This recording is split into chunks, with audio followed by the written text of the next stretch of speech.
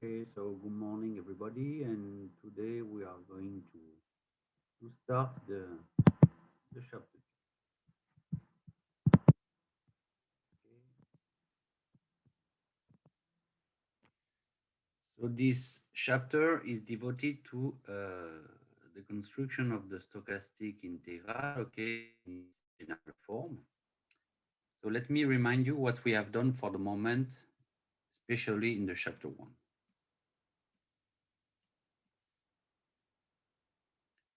For the moment, okay, we have defined. So the aim today is to give sense to this kind of object, okay, with a general condition on the integrand, okay. So to consider this one as a stochastic process, okay. So it's what I want to do today. We have already done together two cases, okay, in the previous chapter. So the case where xs is in fact simply a function of s, and we are in the case of the Wiener integral, okay, the Wiener integral, okay, and typically we have seen that we have here a Gaussian process that is a martingale and so on and so on. Okay, and this object, okay, the Wiener integral was defined, okay, by, let's say, a randomization of an Hilbert space. I start from an Hilbert space. I consider the decomposition of f on the Hilbert space L2 of 0 capital T. Here, f has to belongs to L2 of 0 capital T, and I replace the vector of the basis by IID and 0, 1. And it's the way I build the Wiener integral. That was the way, in fact, I have built the Brownian motion itself. Okay. So second case, the case where XS is now a stochastic process, but a very particular one. That is this one, okay? And I suppose here in the definition we have seen in the previous session that F is of class C1, okay, with F prime that was bounded, okay, F prime bounded. So in this case, we have gave sense to the integral between 0 and t of f of bs dbs, okay? I remind you that, okay, we have defined this object here.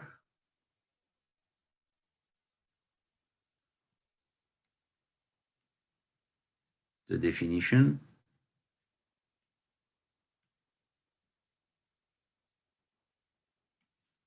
As a limit. So limit that is in L2 of, excuse me, L2 of omega AP of this kind of Riemann sum here, something of the form F B T I over N B T I plus 1 over N minus B T I over N from I equal to 0 to N minus 1. Okay.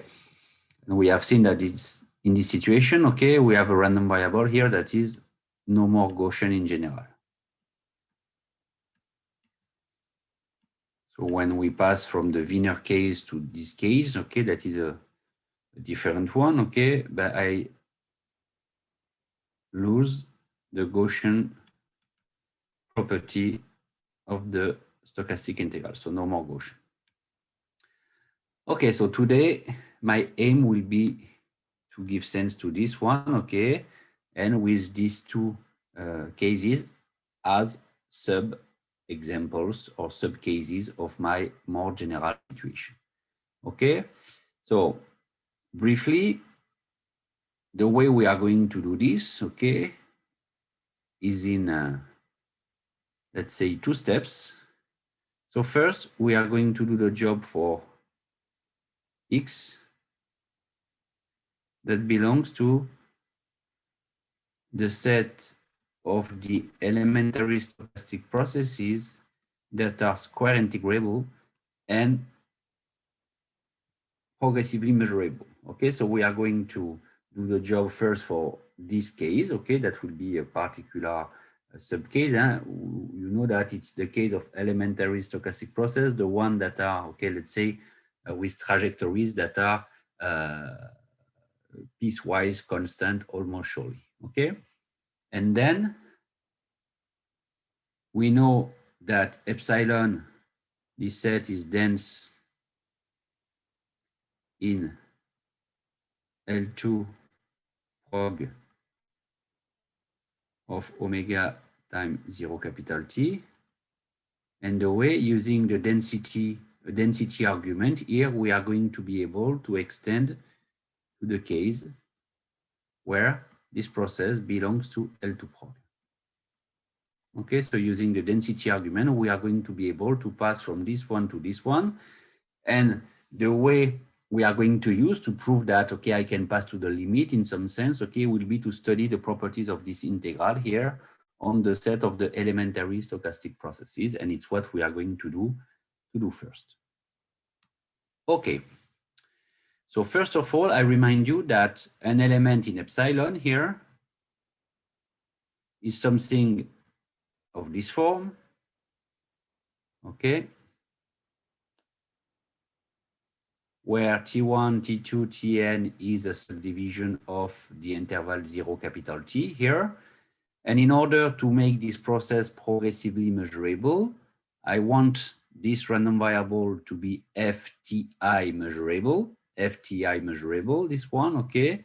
Ti being the lower bound, okay, of this interval here. It's mandatory to have the progressive measurability of this process to take this one to be FTI measurable, okay? And I want also this one to be in L2, so that's why I have this condition here. And here you have the generic form of something that is in epsilon of 0 capital T times omega, okay? It's something that we have already seen together in the chapter 0. So just let me remind what happened in the case of the Riemann integral. Okay, so suppose that, okay, you have 0 capital T here, and suppose that you have a mapping here. So I consider a subdivision. So I have my T1 that is equal to 0. Why not? I have my Tn that is equal to capital T, as in this case, okay, and I have my subdivision here, so T2, T3, and so on, okay? And I suppose that here, okay, I have a mapping that is piecewise constant in this way, okay? Something like this. And then on the other little interval here, I have something like this, and so on. And my F this way, my F of S may be written as, okay, something like this, the sum from I equal to 1 to n minus 1 of some constants here, this one, and typically here I have A1, you have here A2, and so on, okay? Indicator function of Ti plus 1, okay, of S. And as you know, if you want to define the Riemann integral, okay, of this mapping that is piecewise constant, okay, when you start a classical course of integration, okay, it's a definition, in fact, here of the Riemann integral for this kind of mapping, but you know that, okay, you have something that is related with areas, okay? So the integral is something that is related to this kind of areas here. And so it's what the sum from I equal to 1 to n minus 1 of AI. And here, to compute the size or the area of this rectangle, okay, I have just to multiply AI or A1 here by the size of, okay, this interval here. So I have something that may be expressed as Ti plus 1 minus Ti. Okay, so in the case of the Riemann integral here.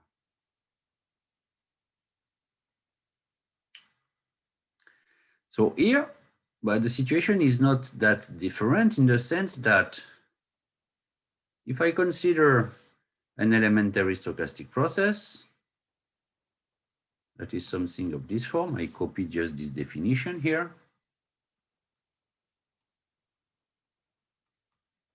It is equal to FTI, okay? And then I have indicator function of Ti plus 1. So once again, if I want to represent it here, I have something of this form here. I can do a little picture for this one, okay? With my subdivision. And typically, it means that, okay, on this little interval here, the first one here, my stochastic process is equal to ft1. So my ft1 here is not a constant as here, but it's a random variable. So it means that, okay, depending on W, you will have this constant here that will move, okay, with W. I have a random constant here. And I continue the things here this way for this other interval, f of t2 here. Okay. So this one is not that different than an elementary mapping, okay, that is piecewise constant. I have a stochastic process that is piecewise constant, but with these constants here that are random, and I impose them, okay, to be in L2 of FTI. I impose a measurability condition in order to be progressively measurable and an integrability condition to be in epsilon. Epsilon, I remind that is, okay, you know, a subset of L2 prog here. Okay. So let's see the definition that we will propose, okay, that is this one, okay. But if I am in this situation, it's a definition, I define the integral between 0 and capital T of x of s dbs. I define it as a sum from I equal to 1 to n minus 1, f of ti. So it's the same beginning as this expression. It's the sum of the constant here. The constants are random, but it's the sum of my random constant and multiply. So in the case of the Riemann integral, I multiply by the size of this interval here to obtain this quantity here, the size of this interval. In the case of the stochastic integral, instead of having the size of the related interval, I consider the Brownian increments here. So I have b t I plus 1 minus b t I here. Okay, so you see that in the definition of the stochastic integral for these elementary stochastic processes, okay, I replace what I do in the case of the Riemann integral, that is consider this kind of areas here, measuring the length, okay, classically, by, okay, something that is what, but it's not the area of this rectangle, because if I do this, I recover the Riemann integral, but I multiply this value here, that is f of t1 for my first rectangle. And here, instead of considering the length of this interval, I consider the Brownian increment on this interval, okay? So it's not that surprising, okay, to have such a property. And now, okay, what we are going to see is that this definition, it's a definition, this one, okay, that I impose.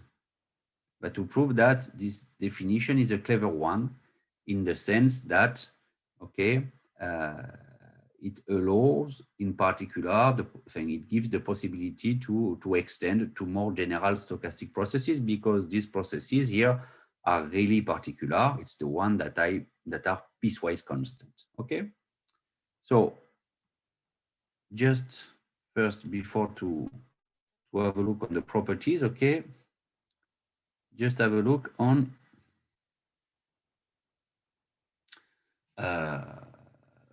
this remark here. So first, we have defined the integral between 0 and capital T of xs dbs. So this one, okay, is well defined.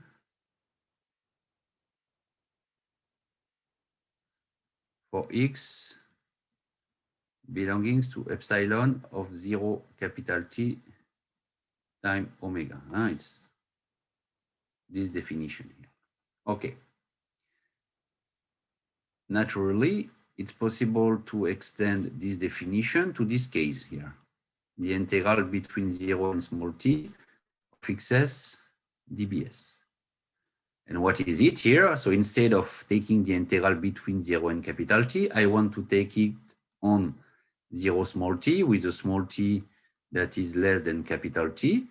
And the way to do, okay, is the classical way to do, is to consider this integral as the integral between 0 and capital T of what?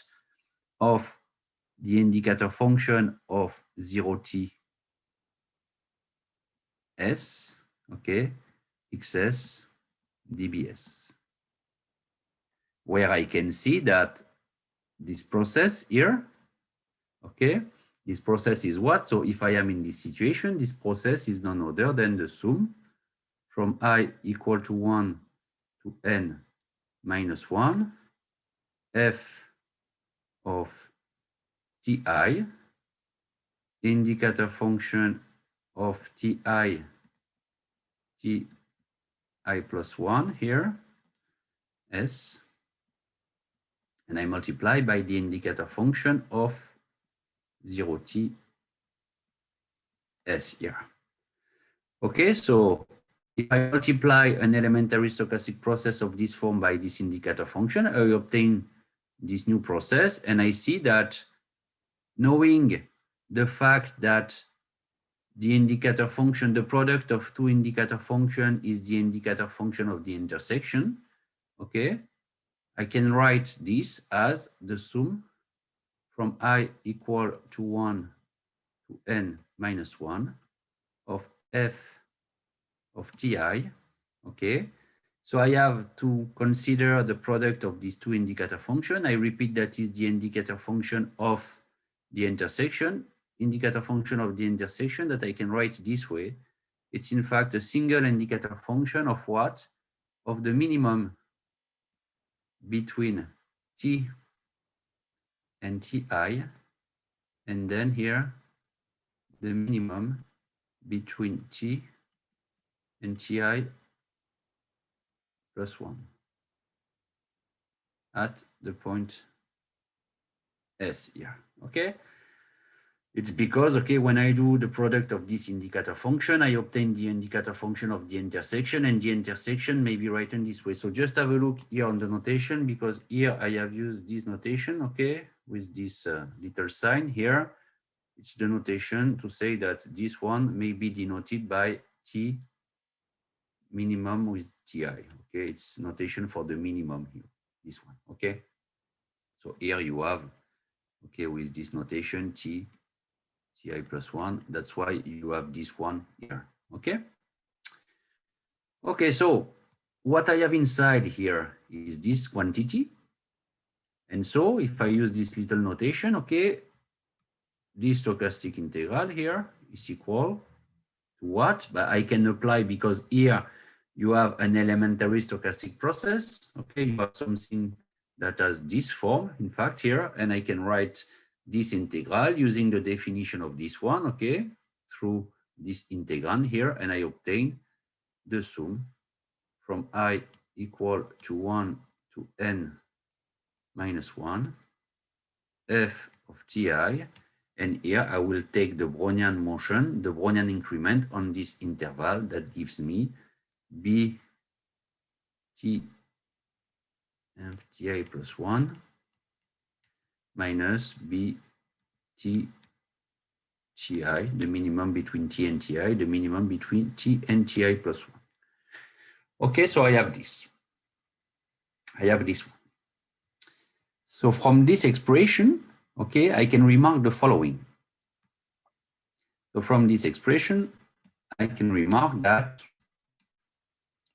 so if I consider, so I erase this computation here now.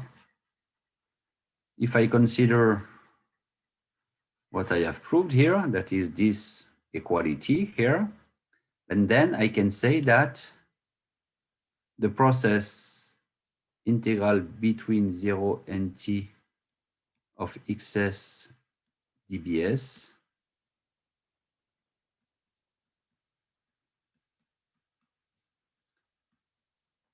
it is continuous. Why it is continuous? Because, okay, as a function of t, okay, you have t here and you have t here. And you have this argument because the Brownian motion itself is continuous. And also because if you take this kind of mapping here, the minimum between t and ti, this mapping is also continuous. Why it is continuous? Because I remind you that I can express the minimum between two numbers as what the middle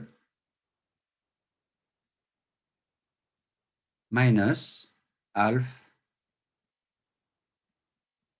of the length. Okay, so if I want to know what is the minimum between two numbers, I consider, okay, the mean or the middle, okay, and then I have to subtract half of the length, okay, between these two numbers, and I am sure to have the minimum. And I see that here, this mapping is just a mapping involving t and the absolute value of t. So I have something that is continuous.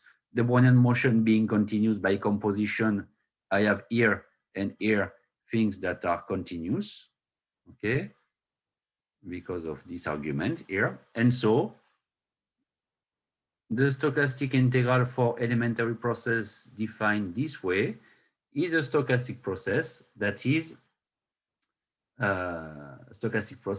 continuous. Okay, a stochastic process that is continuous. The final remark is the following. So keep in mind that in the case of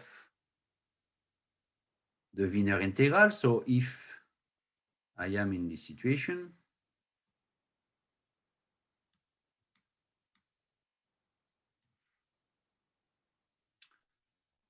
so if you take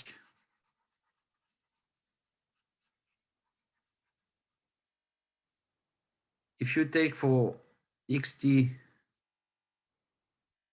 the following very particular form, sum from I equal to 1 to n minus 1. So if instead of having a random variable here, you have a number,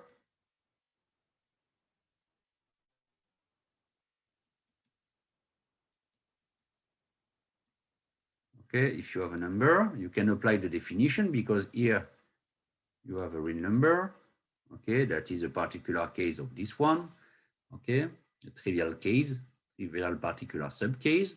And in this situation, okay, the integral between 0 and capital T, so of xs dbs is just, okay, the sum from I equal to 1 to n minus 1 ai bti plus 1 minus bti, and you recover here the Wiener integral.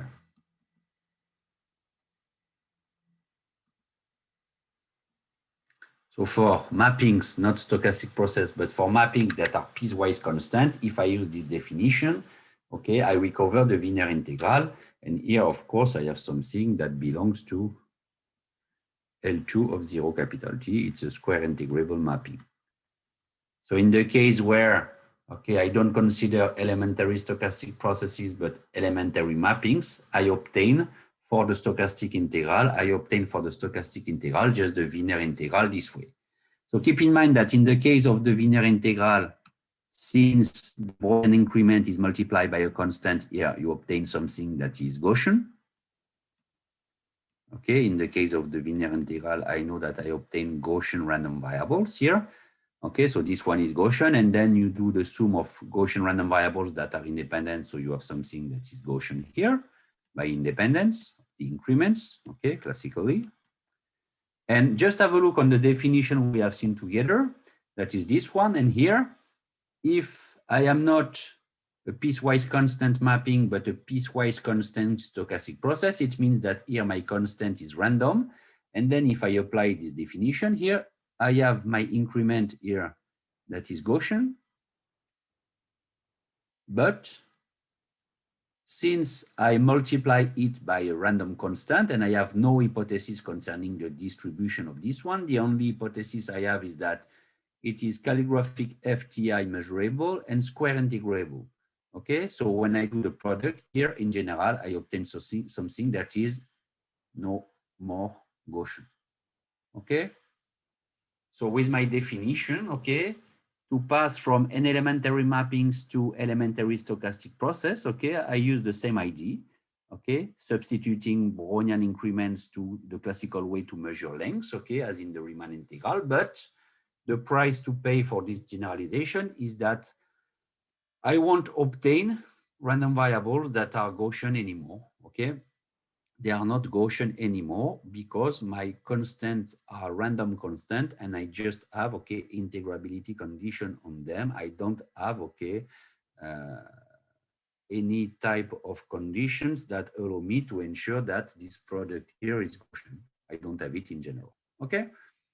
So this is for the definition. And what we are going to do now, okay, is to study the property of this elementary definition of the stochastic integral, that is the definition of the stochastic integral for elementary stochastic process. And we are going to see, okay, all these definitions. And we are going to prove everything, okay? So some of them are obvious, okay? And in fact, we are going to see that there is one to prove. In fact, the one that we are going to prove, it is mainly this one because the other are obvious or the other are a consequence of this one, okay? So let's check point by point why I have this, okay? So first, let me remind the definition. So if I have an xt of this form,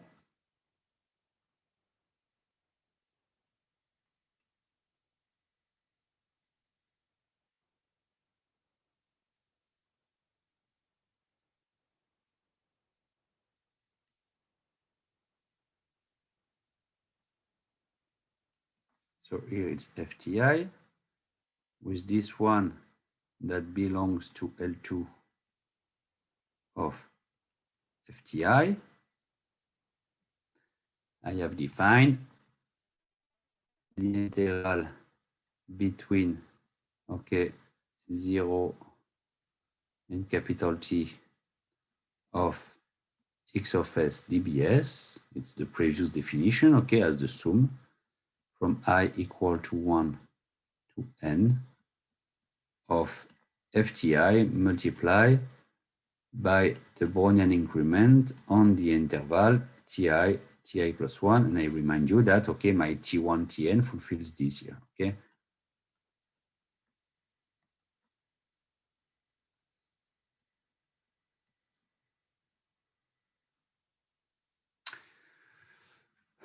Okay, I said the following. First, the linearity here is obvious.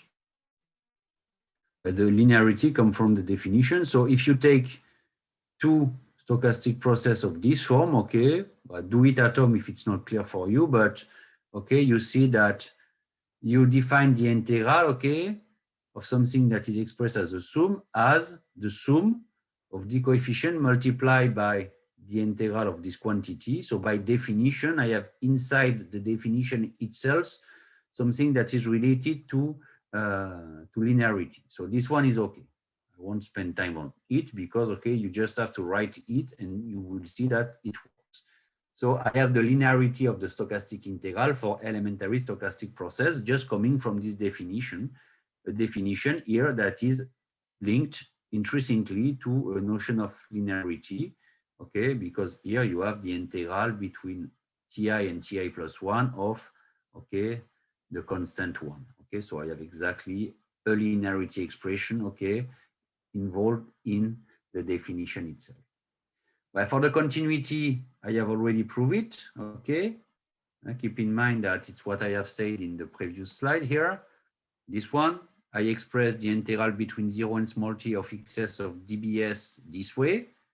And keeping in mind that the Brownian motion and this mapping here are continuous by composition, I prove that here, this integral is just the sum of, okay, continuous stochastic processes. So the sum is also a continuous stochastic process. And so I have the continuity of this stochastic process, okay, that is at the continuity of the trajectories. So I have nothing to say in the case of the continuity because I have already done the job, okay? So it's this one here. So for the continuity, it's okay. The fact that I am adapted to the Brownian filtration. Let's come back to the definition here. The integral between 0 and t, we have seen together that I can write this one as the sum from I equal to 1 to n of minus 1 f ti, okay, and it is b of the minimum between t and ti plus 1 minus b the minimum between t and ti, okay? So what I have here, okay? But I see that I have something here that is f tib measurable. I have something here that is f t minimum between t and ti plus 1, okay, be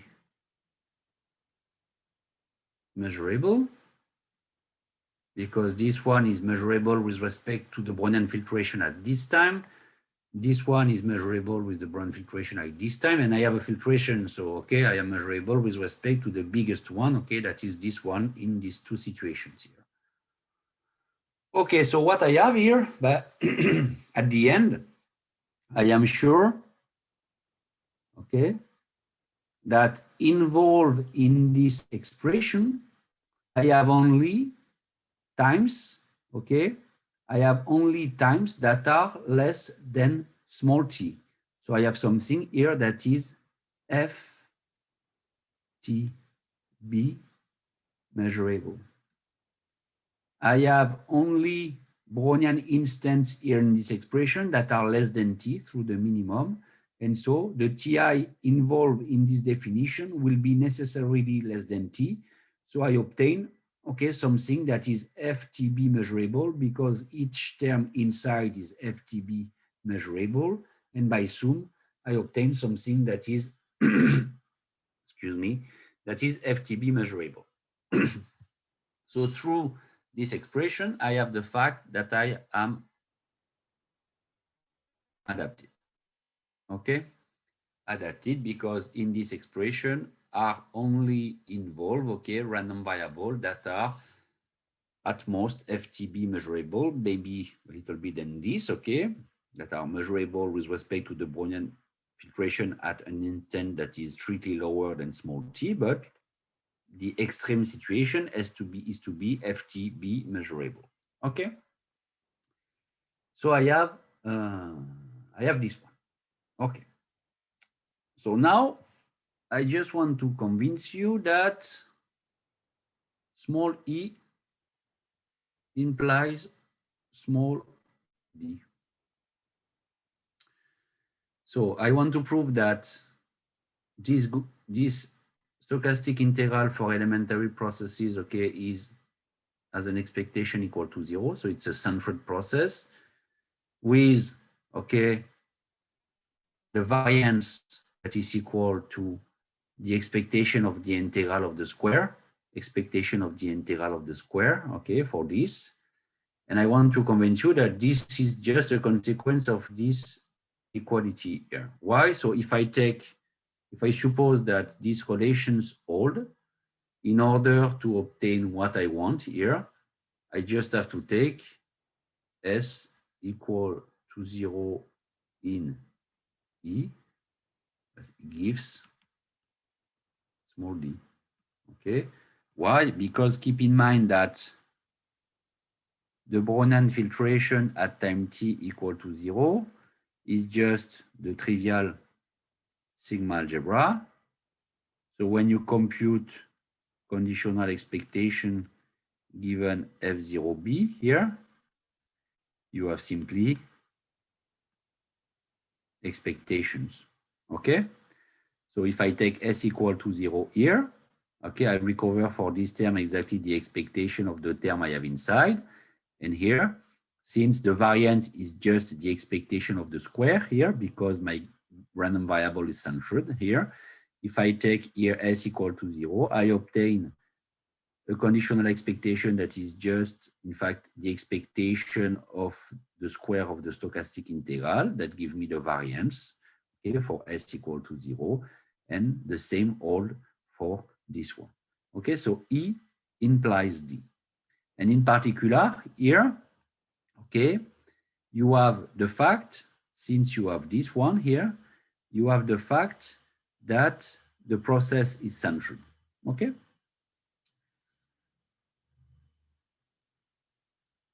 Okay. So if I want to prove D, I have to prove E. Just a remark concerning this here. I said that the stochastic integral is a continuous and square integrable martingale with respect to the Brownian filtration, and that I have this inequality here that is fulfilled. So why I have this? Once again, it's a consequence of small e, because for continuity here, I have the continuity by small b. So continuity here is small b. Square integrable martingale, square integrable because, okay, square integrable because you have this.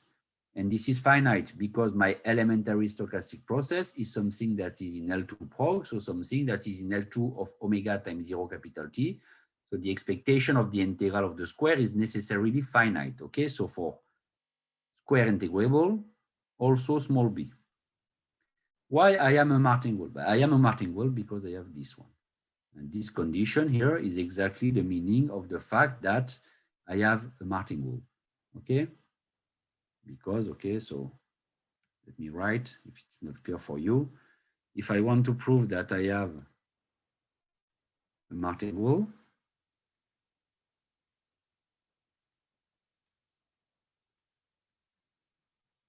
I am interested in the computation of this quantity for t, let's say, strictly greater than s.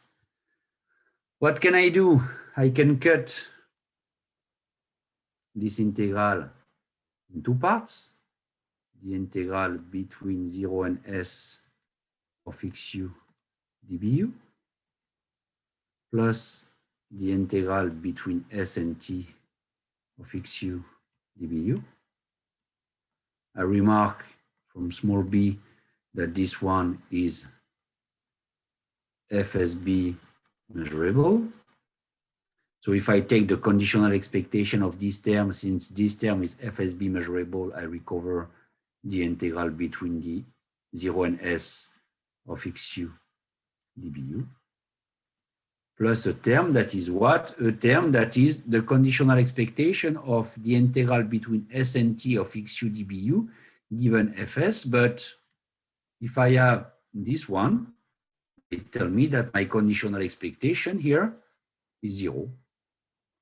And you recover that the conditional expectation of the integral between 0 and t given fs is just the integral between 0 and s. Okay, so I have the fact that this process here, this process is a martingale.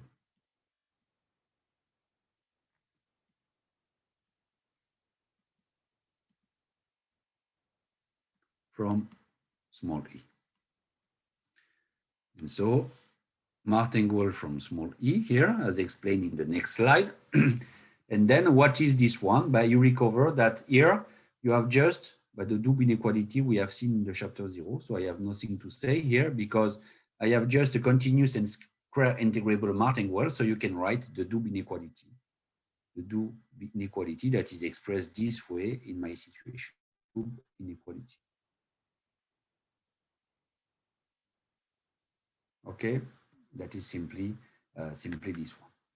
Okay, so if you have understood, okay, in order to prove this proposition, now the only thing I have to do is to do the job for small e. If I have it for small e, I will have it for, okay, all the other ones, typically also for small d and small f. Okay, so I have this. So let's do the job for small e. Okay, so we have two things to prove. Okay, we have to compute, okay, two conditional expectations. Okay, so I repeat that my job here is to do the proof of this one. Okay, so keep in mind that my xt here is equal to the sum from I equal to 1 to n minus 1 f of ti, okay, bti plus 1 minus bti.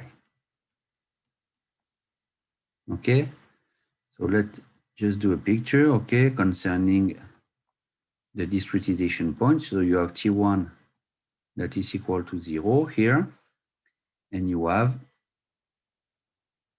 tn that is equal to capital T. Okay, I have this. And I am interested in the integral between s and t of xu dbu. Okay, where t is strictly or greater than s. So I have here s and I have t here. Okay, and you have, okay, for example, let's say I have t2 here, okay, maybe t3 here, I don't know, okay, something.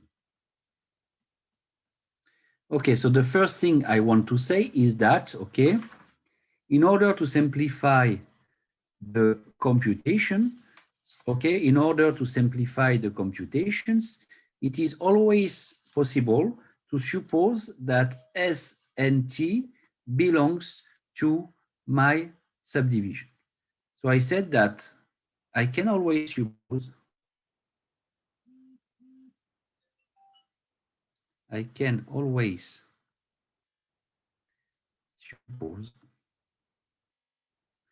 that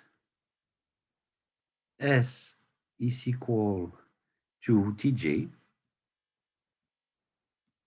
and that T is equal to Tk.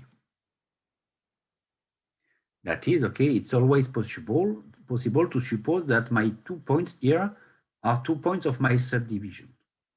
Why I can do this?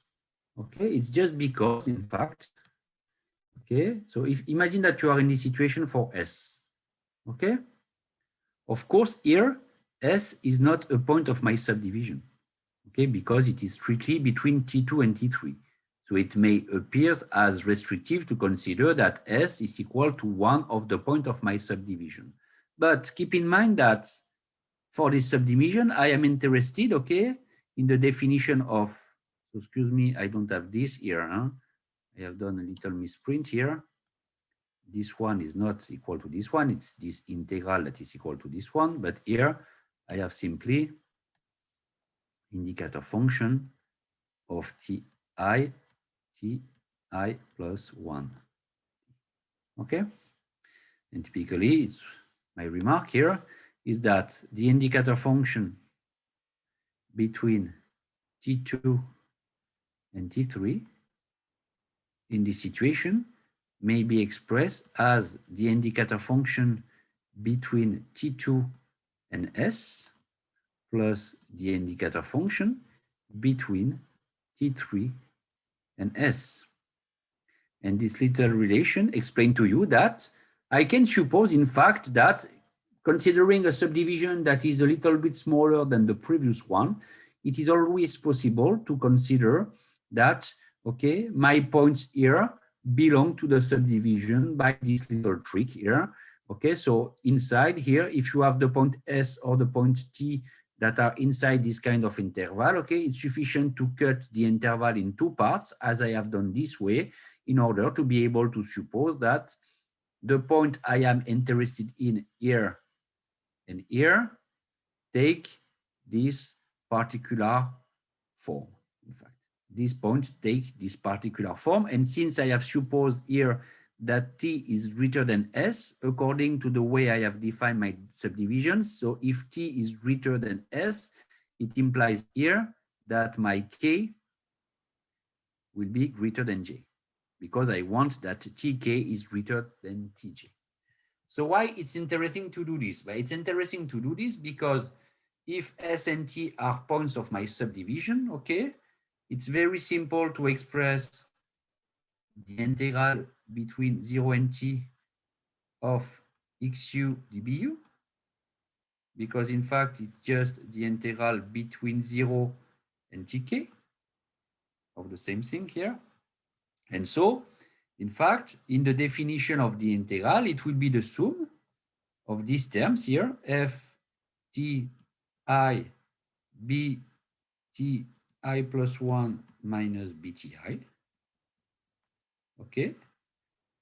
So when you have the integral between 0 and capital T, the sum is from 1 to n minus 1, but here it won't be the case. It will be the sum from I equal to 1 to, okay, simply k minus 1, in fact, here. K minus 1. In the same way, the integral between 0 and s of xu dbu will be the sum from I equal to 1 to j minus 1 of the same quantities.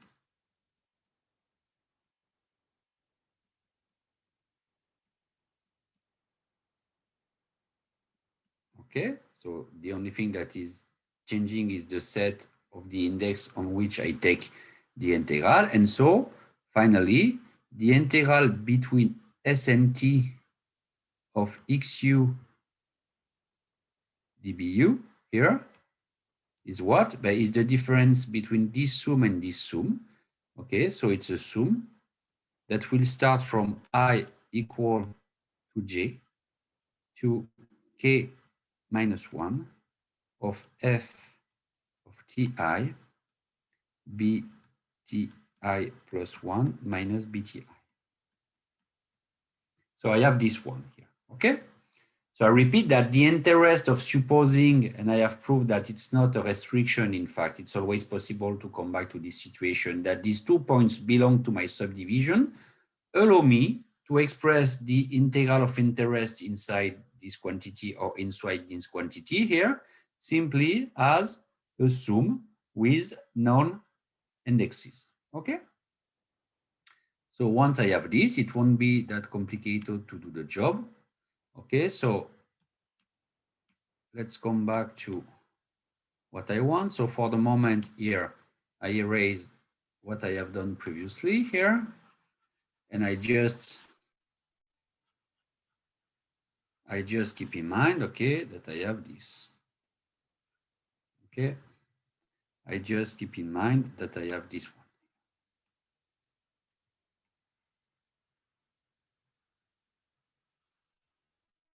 Okay, if I'm interested in this quantity here, so the conditional expectation of the integral between S and T of XU dB given FSB. It is equal to what? I replace by what I have found here. So it will be assumed from I equal to J to K minus 1 by linearity of the conditional expectation of the conditional expectation of F T I B T I plus 1 minus B T I. So given FSB, but I know that Fs is just equal to F T J of B.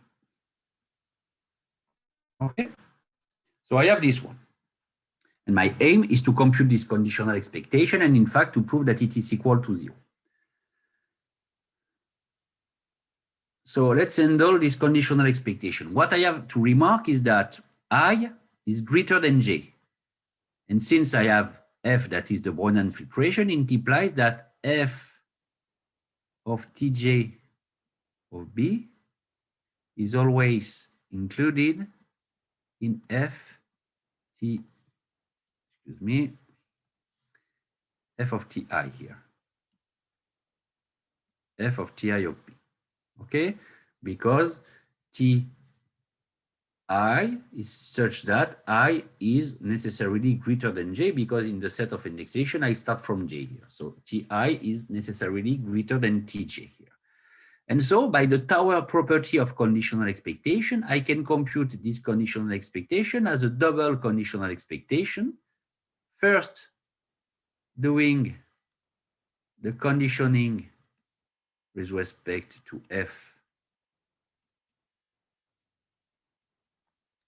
Ti,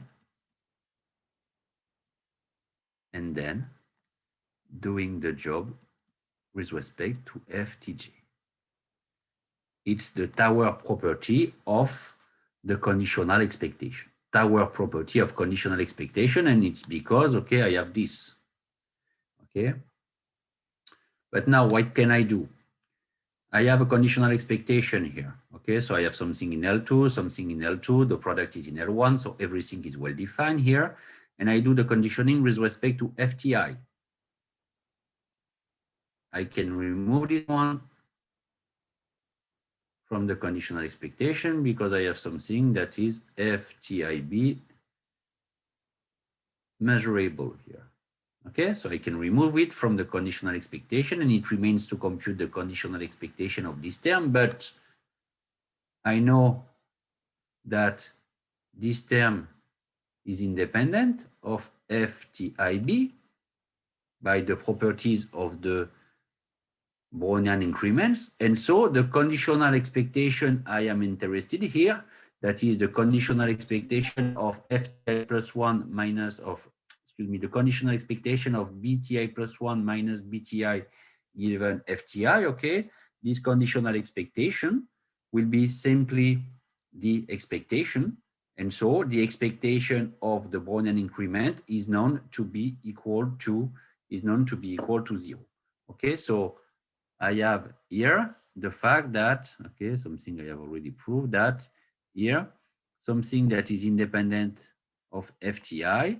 So I have here the conditional expectation of BTI plus 1 minus BTI given FTIB is simply equal to the expectation of the Brownian increment, that is equal to 0. Okay, and I have done the job. I have proved that this conditional expectation is necessarily equal to 0 using the Tower property of the conditional expectation here. Okay, so this one is okay. It remains to prove this one. Okay, it remains to prove this one, and we are going to do the same thing. So here it will be a little bit more complicated because I have here a square. Okay, so I will have to develop the square. Okay, I will have several terms, but I will be able to do I will be able to do the job. So let's do it for the other part. Okay, so I have this. I erase what I have previously done. That is this one. Okay. So I just remind that the integral between s and t of x of u dbu is equal to this quantity. So the sum from I equal to j to k minus 1 of f ti b ti plus 1 minus bti. Okay. So I can erase this. Okay, I can erase this.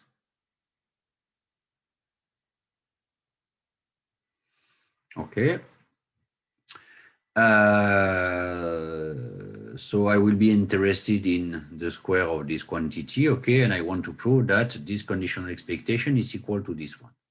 So first of all, okay, before to do the computation of this one, okay, just have a look on the fact that in this situation, okay, I remind you that my xu was the sum from I equal to 1 to n minus 1 of f of ti, okay, indicator function of ti plus 1 u. Okay, so if I am interested in the integral between s and t of xu square du,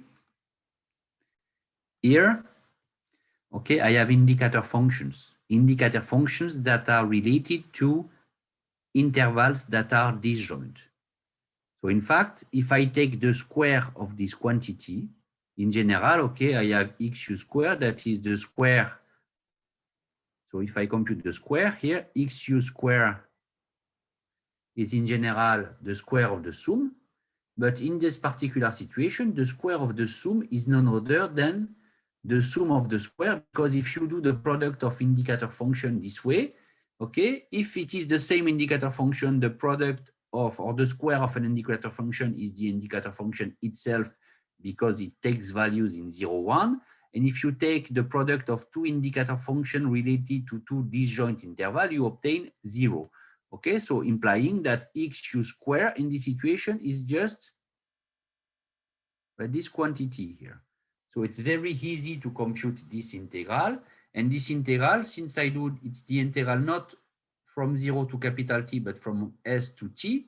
With S, I remind you that S is equal to T J and T that is equal to T K. This integral here, this Riemann integral, will just be the sum from I equal to J to K minus 1 of the Riemann integral of these quantities here, that is f t I square, and then the Riemann integral of this one, that is simply, excuse me, ti plus 1 minus ti. Okay, so the integral I have in this expression here is just equal to this one. Okay, so I want to prove that the conditional expectation of this term here is just the conditional expectation of this one being exactly this, this sum here. So let's do the job. Okay, so I repeat that here, I do the proof of this one here. Okay, so let's be interested in the conditional expectation of the integral between s and t xu dbu square given FSB. So what is this one? I replace using this and taking the square. Okay, so I write it this way. So it's the expectation of the sum from I equal to j to k minus 1, f ti b ti plus 1 minus bti. This one square given fsb with s that is equal to tj. So we have something like this. Okay, but I have, okay, the square of a sum. So I can develop it and I will obtain a double sum. I will obtain first here the expectation of what? But the sum of the square. Sum from I equal to j, k minus 1 of f t I square b t I plus 1 minus b t I square given f t j b.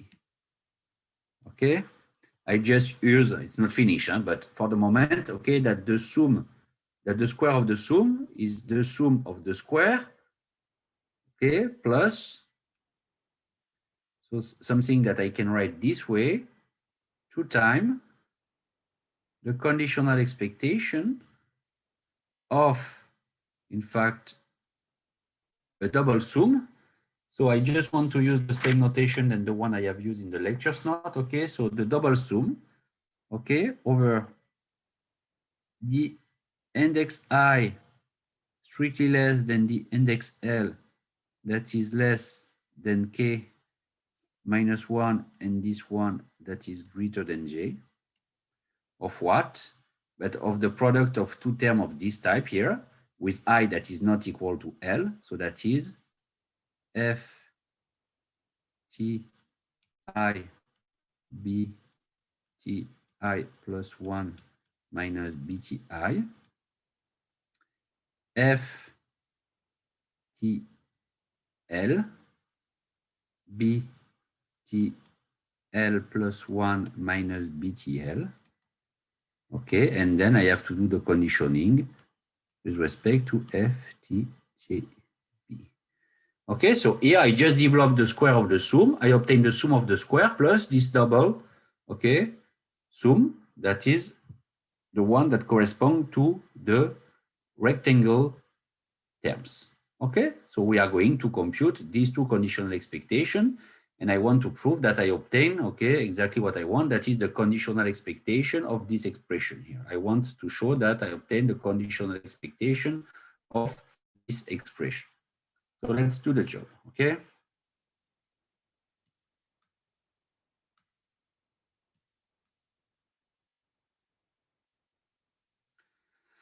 So keep in mind that I erase all these things here. And I just keep in mind, okay, what, excuse me, I see what I can do. Yes, I will do this. I erase all these things, but I keep in mind that what I am interested in is the sum of these two terms here. Okay, so excuse me, sorry, this one. Okay, I'm interested in this one. Okay. And I want to compute each of them in order to prove that I obtain this quantity here. So let's have a look on the first. That is, I am interested in this one. Okay, so once again, we are going to use the tower property. So if I call this one as green star, okay, so green star is equal to what? It's equal to the expectation. So I will use the tower property as previously, okay, of the conditional expectation of the sum from I equal to j to k minus 1 f t I square b ti plus 1 minus bti square given first f ti b and then given FTJB. So I express this single conditional expectation as a double conditional expectation using the tower property because, okay, I know that Ti is greater than it's Tj of B here. Okay, greater than Tj. But now, once again, what can I do? This term is FTIB measurable, so I can remove it from the conditional expectation. Okay, and then it remains the conditional expectation of BTI plus 1 minus BTI square given FTI. So here I have something that is independent of FTIB. So I will obtain as the conditional expectation given FTIB the expectation, and I know that the expectation of the square of the Brownian increment is just but the difference of the instance. So if I summarize what I have said, you have this one that is the expectation of what? So I remove this term, so I have a sum from I equal to j to k minus 1, okay, of what? But the term I have removed here from the conditional expectation, that is f t I square. Then the conditional expectation given FTI of this one, that is just Ti plus 1 minus Ti. And then, okay, I have to do the conditioning with respect to FTJ. Okay, so here I use exactly the same argument as in the computation of this one, okay, using the tower property of conditional expectation to obtain this one. And here, according to my previous remark, what you obtain here, but you obtain simply the integral between S and T of xu square du. So I have proved that the conditional expectation of this term is this one. That is exactly the one I want to obtain here, exactly the one I want to obtain. So if you have understood now, in order to do the proof, what I have to do, I have simply to compute this second conditional expectation and to prove that it is equal to 0. If I prove that this conditional expectation is equal to 0, I have proved that this one is my quantity of interest, that is this one, and so the conditional expectation I am interested in will be exactly what I have obtained here in this expression, because I will prove in few seconds that this conditional expectation is 0. Okay? So in green, I obtained this one, and now we are going to be interested in, okay, we are going to be interested in this quantity that I call red star. Okay? So let's do the job for red star.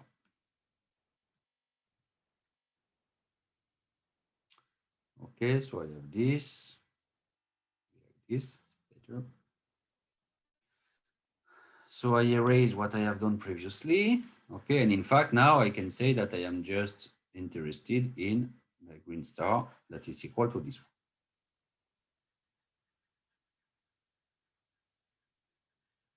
It's what I want to compute. Okay, so red star is equal to what? So it's equal to this quantity. And once again, here we are going to use the tower property of conditional expectation. I said that this term, I will write it as a double conditional expectation. That will be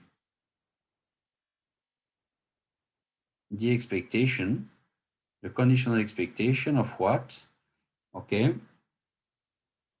So I have here a sum by linearity, I strictly less than L less than K minus 1 greater than J, where I and L are moving here.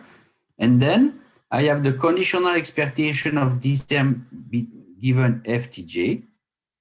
Okay, so that is the conditional expectation of, let's write it this way, FTI BTI plus 1 minus BTI. So it's a little bit boring to write, but not complicated, okay? BTL plus 1 minus BTL here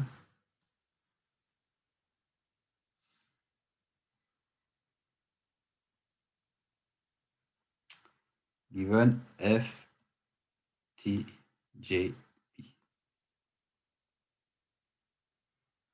So I have this one, okay. So if I do this, excuse me, so I just use the linearity of the conditional expectation with respect to this term. It means that here, okay, I can erase here this expectation, and I just use the linearity of the conditional expectation to express the conditional expectation of the double sum as the double sum of the conditional expectations, okay? And now it's here that we are going to use the tower property, okay? So what we are going to do, we are going to express this conditional expectation given FTJB in the following way. This is equal to the expectation of the conditional expectation of the same term given FTLB given FTJB. So why I do this? Because, okay, I know that L is greater than J, okay, always. So TL, okay, is greater than TJ. So this sigma algebra, okay, contain this one because I have a filtration, okay? So if I am interested in the computation of this conditional expectation, I have to compute first the conditional expectation with respect to TL. But in blue here, we are going to underline all the random variables. So in this point here, I have all this expression here. And what are the random variables that are FTLB measurable here? I have this one, and this one, because I know that, okay, L is strictly greater than I. So L is greater than I plus 1, okay? And so all these instances here are less than TL. So it means that in the computation of my conditional expectation here, I can remove this term and put it here. I can remove this term and put it here. And it remains to compute the conditional expectation of BTL plus 1 minus BTL. But if I do this computation of this term here, the computation of BTL plus 1 minus BTL, I know that this one is independent of FTLB by the property of the Brownian increments. And so the conditional expectation is just the expectation of the part in black here, that is this one, and this expectation that is none other than 0 because you have the expectation of a Brownian increment. So to summarize, when I compute the conditional expectation of this term, I do it this way using, okay, the tower property of conditional expectation. I remove all the things that are FTLB measurable in this expression, that is all this part here that is here in front of the conditional expectation given FTLB, and it remains to compute the conditional expectation of this one that is none other than 0, implying that this conditional expectation here is simply 0 by this argument, okay? So if I come back to what I have done previously, I have proved what, okay? That the conditional expectation I am interested in, that is this one, may be expressed this way with a green part and a red part.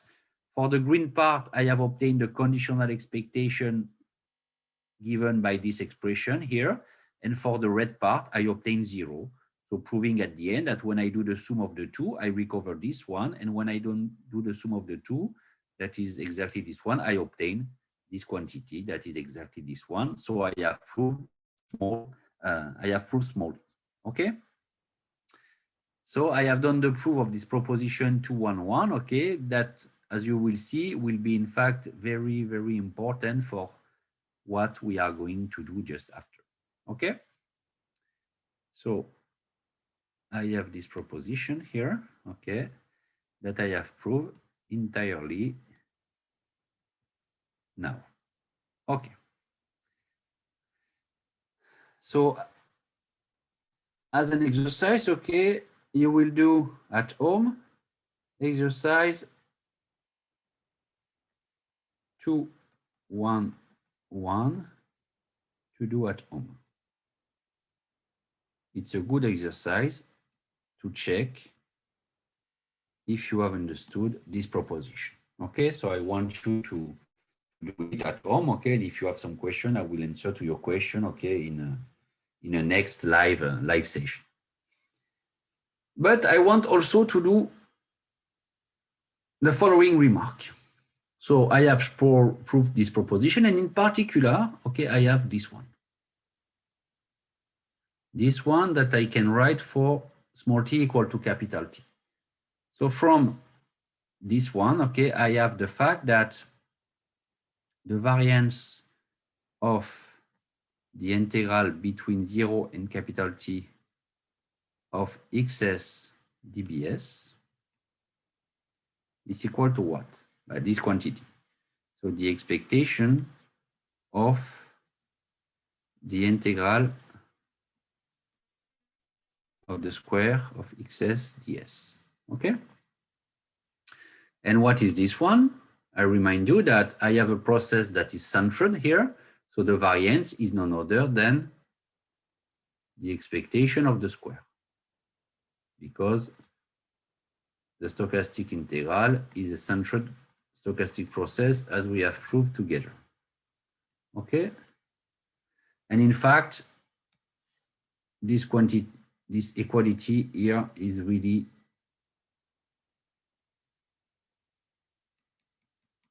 important here. Very, very important. I can express it in the following way. If I defined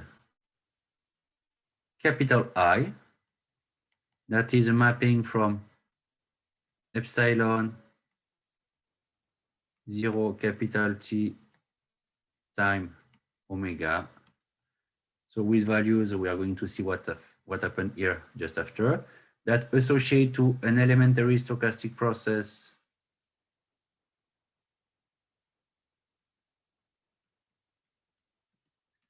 the stochastic integral consider as a stochastic process also, this one. Excuse me, so I have here S belonging to 0 capital T also.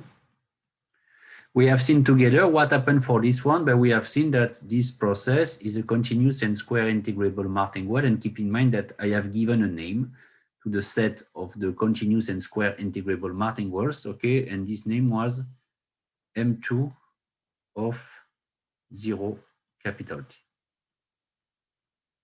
Okay, so if I define I this way, and that is the stochastic integral I have defined for elementary stochastic processes, then, okay, what is the meaning of this equality for this mapping?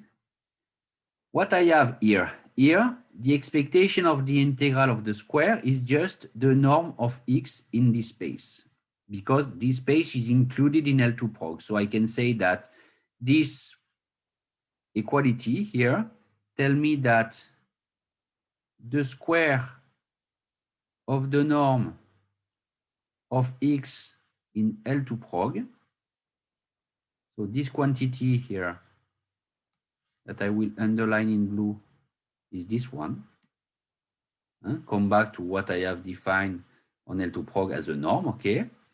N is equal to the expectation of the integral between 0 and capital T of xs dbs square, okay? And in fact, this is simply according to the norm I have defined on M2 of 0 capital T at the end of the chapter 0.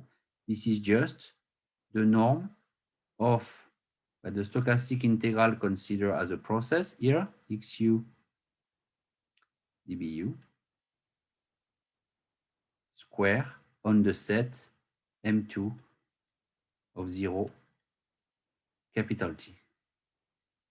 And if I continue here, I can say with my previous notation that the norm of x in L2 prog of omega times 0 capital T is equal to the norm of I of X in this set. And what is to say that the norm of an element that is in the set of definition of a mapping is equal to the norm of its image. Okay, it's what we called I is an isometry. I is an isometry. And it's something that is really important because, okay, we are going to see that this isometry is the one that will allow us to build the stochastic integral as we have done from epsilon of omega times 0 capital T to pass from this case to the general case, that is the case where I have an integrand that is in L2 prog. And the key argument to do this is to use the Ito isometry here and to use the fact that here this one is dense in L2 prog.